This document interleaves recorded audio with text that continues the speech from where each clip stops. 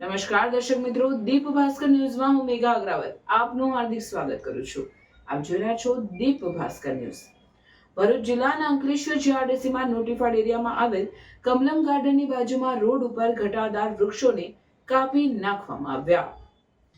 એક પેડ માં કે નામ સાથે ભારત દેશના માનનીય વડાપ્રધાન નરેન્દ્ર મોદી અને ગુજરાતના રાજ્યના મુખ્યમંત્રી ભૂપેન્દ્ર પટેલ સાહેબના નેજા હેઠળ એક વૃક્ષ વાવોની નીમ સાથે વૃક્ષો વાવો હરિયાળી લાવોની ક્રાંતિ સાથે વૃક્ષ વાવવા માટે લોકોને જનતાને આહવાન કરવામાં આવશે।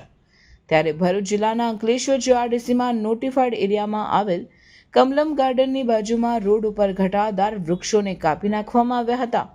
આ અનુસંધાનમાં અંકલેશ્વર હાઉસિંગ એસોસિએશનના પ્રમુખ અતુલ માકડિયા અને ઉપપ્રમુખ રમેશ પટેલ દ્વારા પ્રતિક્રિયા આપવામાં આવી। અંકલેશ્વર હાઉસિંગ એસોસિએશન પ્રમુખ અતુલ માકડિયા અને રમેશ પટેલ આજે COP 7 કમલમવાડી ગાર્ડનની લાઇનમાં ઓછામાં ઓછા 8 થી 10 ઝાડ કાપી નાખવામાં આવ્યા છે। કોઈ નડતરૂપ ન હોવા છતાં પણ કોની પરમિશનથી કાપવામાં આવ્યા છે તે અંકલેશ્વર હાઉસિંગ એસોસિએશન પૂછે છે।